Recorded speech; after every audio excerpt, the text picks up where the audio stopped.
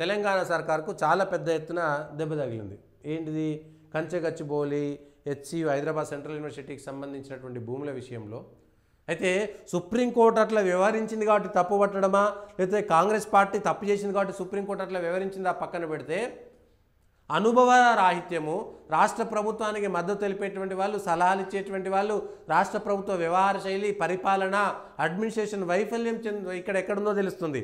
నీకు ఆ 400 ఎకరాలు ఏవైతే ఉన్నాయో ఆ 400 ఎకరాల పైన ముందుగానే కేసు స్టడీ చేసి గతము, వర్తమానము, భవిష్యత్తు మూడింటిని ఆలోచన చేసి ఆ 400 ఎకరాలకు సంబంధించి ఏ ఇబ్బంది రాకుండా చూసుకొని ముందే అన్ని పకడ్బందీ ప్రణాళిక వేసుకొని ఎక్కడా కూడా ప్రతిపక్షాలకు సందు లేకుండా చేసుకోవచ్చు.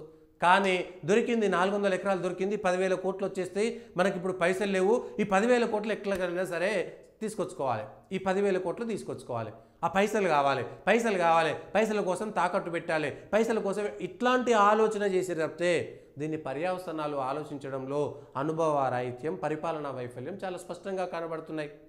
అనుభవ రాహిత్యము, పరిపాలనా వైఫల్యం చాలా స్పష్టంగా కనబడుతున్నాయి. దీని తప్పెవరిది? రాష్ట్ర ప్రభుత్వాన్ని, ప్రభుత్వంలో ఉన్నటువంటి అధికారులది, ప్రభుత్వానికి సంబంధించినటువంటి ముఖ్యమంత్రిది, ముఖ్యమంత్రికి సంబంధించినటువంటి సలహాదారులది, మంత్రివర్గానిది, అందరిది. ఇవాళ పట్టణాభివృద్ధి శాఖ ముఖ్యమంత్రి దగ్గరనే ఉంది, హోంశాఖ ముఖ్యమంత్రి దగ్గరనే ఉంది, విద్యాశాఖ ముఖ్యమంత్రి దగ్గరనే ఉంది. అన్నిటిని నేను పకడ్బందీగా వ్యవహరిస్తున్నాను. ఏమైంది? ఇంటెలిజెన్స్ నివేదిక లేదా? పరిపాలన ఇది జరిగితే రేపు పొద్దుగాల అవుతుంది, అక్కడ ఈ హెచ్సియు విద్యార్థులు కానీ ప్రతిపక్షాల నుంచి కానీ ఎట్లాంటివి వస్తాయి? గతంలో మనం ప్రతిపక్షంలో ఉన్నప్పుడు కేసీఆర్ వేసినప్పుడు మనం లొల్లి పెట్టినాం, ఆయన అమ్ముకోగలిగిండి, అయిపోయింది, సో మనల్ని కూడా ఎవరు ఏం అనలేరు అనుకున్నారు. కానీ పరిస్థితి ఇంకోలా అయింది. భూమి అమ్ముకునేది పక్కన పోయి ఇవాళ చెట్లు కొట్టేసినందుకు కేసు అయింది. ఆ భూమితో మాకు సంబంధం లేదు, ఏదో సినిమాలు అంటూ చూసిరా, పెళ్లి కొడుకు వీడే కానీ ఆడేసుకున్నటువంటి అంగి నాకు తెలియదు అనేటువంటి ఏదో ముచ్చట చెప్తారు సిరా, అట్లనే అయింది. భూమి ఎవరినన్నా కాలేదు. కానీ వాళ్ళ అటవీ, అక్కడ వన్యప్రాణుల సంరక్షణ మాకు ముఖ్యమని వాళ్ళ సుప్రీంకోర్టు చెప్పింది.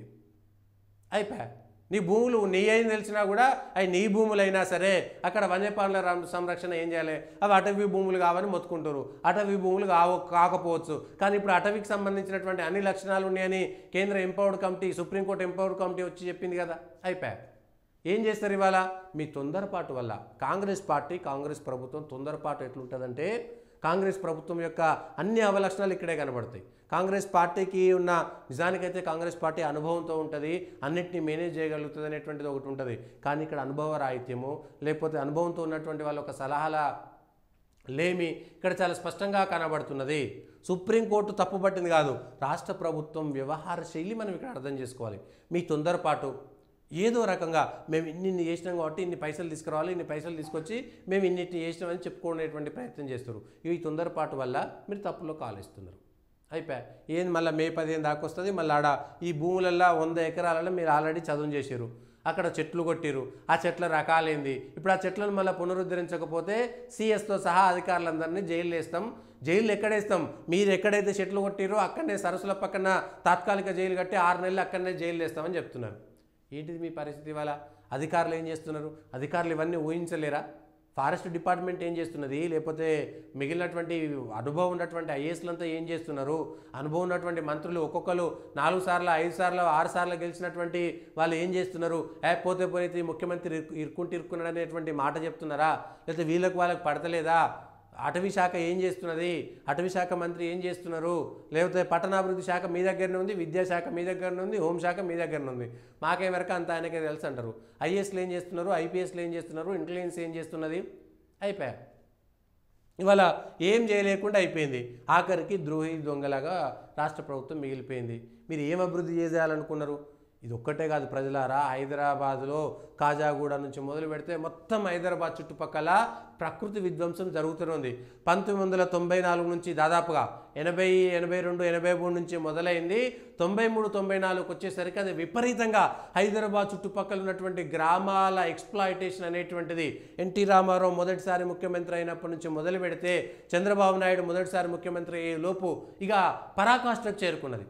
ఇది అభివృద్ధి, ఇది అభివృద్ధి, ఇది అభివృద్ధి అని చెప్పేసి ఎక్కడ ప్రభుత్వ భూములు ఉన్నాయి వాటిని కాపాడాలి, ఎక్కడ లంగ్ స్పేస్ ఉండాలి, ఎక్కడ రేపు భవిష్యత్తు తరాలకు ఉపయోగపడే విధంగా ప్రభుత్వ భూములను కాపాడాలనేటువంటి ఒక ముందు చూపు లేనటువంటి, ఇక్కడ కూడా చంద్రబాబు నాయుడు వచ్చింది, ఇంతకుముందు ఆంధ్రది వచ్చింది కదా, ఇక్కడ కూడా ఎన్టీ రామారావు, చంద్రబాబు నాయుడు, మధ్యలో కోట్ల విజయభాస్కర్ రెడ్డి కూడా మీరాలం చెరువును కాపాడాలని ఇట్లనే హైడ్రా లేకౌట్ పెడితే అక్కడ కూడా గిదే కొట్లాట అయింది. హైడ్రా లాగానే పెట్టిరు మీరాలం చెరువు. ఇవాళ ఏమైంది? మీరాలం చెరువు మొత్తం మునిగిపోయింది కదా, మళ్ళీ మొత్తం ప్రభుత్వ భూములే. మీరు ఇవాళ శాస్త్రీ నగర్ అక్కడ పోతే మొత్తం ప్రభుత్వ భూములే. హైదరాబాద్ చుట్టుపక్కల కొన్ని వేల లక్షల ఎకరాల ప్రభుత్వ భూములు అన్యాక్రాంతం అయిపోయినాయి. అవి చెరువులకు సంబంధించిన భూములు కావచ్చు, ప్రభుత్వ భూములు కావచ్చు, పంచరాయి భూములు కావచ్చు, లేదా సర్ఫేకాస్ భూములు కావచ్చు, ఏవైనా కావచ్చు. హైదరాబాద్ చుట్టుపక్కల రంగారెడ్డి జిల్లాను ఎంత ఎక్స్ప్లాయిట్ చేయాలో అంత ఎక్స్ప్లాయిట్ చేశారు. ఇది ఎన్టీ రామారావు మొదటిసారి ముఖ్యమంత్రి అయినప్పటి నుంచి మొదలు పెడితే, గండిపేటలో కుటీరం కట్టుకున్న అన్నప్పటి నుంచి మొదలు పెడితే, నాచారంలో స్టూడియో కట్టి పక్కన ఉన్నటువంటి చెరువును కబ్జా చేసినప్పటి నుంచి మొదలు పెడితే, చంద్రబాబు నాయుడు ముఖ్యమంత్రిగా అయ్యే నాటికి పరాకాష్ఠకు చేరిపోయింది. హైదరాబాద్ భూములని, ప్రభుత్వ భూములని కాపాడడం వదిలేసి వంది మాగదులకంతా దోచిపెట్టి పచ్చటి హైదరాబాద్నంతా కూడా మొత్తం ముక్కుపచ్చలారని హైదరాబాద్ని సర్వనాశనం చేశారు. ఆ ముఖ్యమంత్రులందరిది తప్పే ఇందులో. అప్పుడు ఎన్టీ రామారావు తర్వాత వచ్చిన ప్రతి ముఖ్యమంత్రి తప్పే. అభివృద్ధి పేరిట ఎక్కడ కూడా హైదరాబాద్ని సర్వనాశనం చేసేసారు.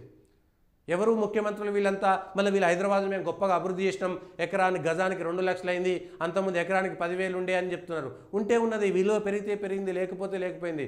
పర్యావరణాన్ని, హైదరాబాద్ని సర్వనాశనం చేశారు వీళ్ళంతా. నిజానికి ఈ కేసు కనుక తీస్తే ఎన్టీ రామారావు నుంచి ఇప్పటిదాకా అందరూ దోషులుగా మిగిలిపోతారు. చెరువులు నాశనమైనాయి, కుంటలు నాశనమైనాయి, లేకపోతే ప్రభుత్వ భూములు నాశనం అయిపోయినాయి, వన్యప్రాణులు నాశనం అయిపోయినాయి. రంగారెడ్డి జిల్లా అంటే ఒకప్పుడు పాల సేకరణ, పాల ఉత్పత్తికి చాలా నెంబర్ 1గా ఉంటుండే. కోళ్ళు లేకపోతే గొర్రెలు అద్భుతంగా ఉంటుండే. పంటలకు సంబంధించి అత్యద్భుతమైనటువంటి రంగారెడ్డి జిల్లా. ఉద్యానవన పంటలకు కేంద్రంగా రంగారెడ్డి జిల్లా ఉంటుండే. హైదరాబాద్కు కావాల్సినటువంటి పాలు కానీ, కూరగాయలు కానీ, పండ్లు కానీ మొత్తం రంగారెడ్డి జిల్లా నుంచి హైదరాబాద్కి వచ్చేది. ఇవాళ రంగారెడ్డి జిల్లా మొత్తం సర్వనాశనం అయిపోయింది. రంగారెడ్డి జిల్లాలో, పాత రంగారెడ్డి జిల్లాలో వ్యవసాయం చేసేటువంటి నాదుడు కరువైపోయిండు. మొత్తం ఎకరాలు వ్యవసాయాలు చేసేటివన్నీ కూడా ఇవాళ గజాలకు మారిపోయింది. హైదరాబాద్ ఏది ఔటర్ రింగ్ రోడ్డు లోపల అయితే ఎక్కడ వ్యవసాయం లేదు. ఔటర్ రింగ్ రోడ్ అవతల కూడా ఎక్కడ ఇప్పుడు వ్యవసాయం లేనటువంటి పరిస్థితి. చాలా చోట్ల మొత్తం 70% పోయింది. ఒక 30% మిగిలిందేమో. నిజానికి సుప్రీంకోర్టులో ఎవరైనా దీంట్లో ఇన్ప్లీడ్ అయితే ఇవన్నీ కూడా తీసుకురావాలి. చరిత్ర అంతా కూడా తీసుకురావాలి.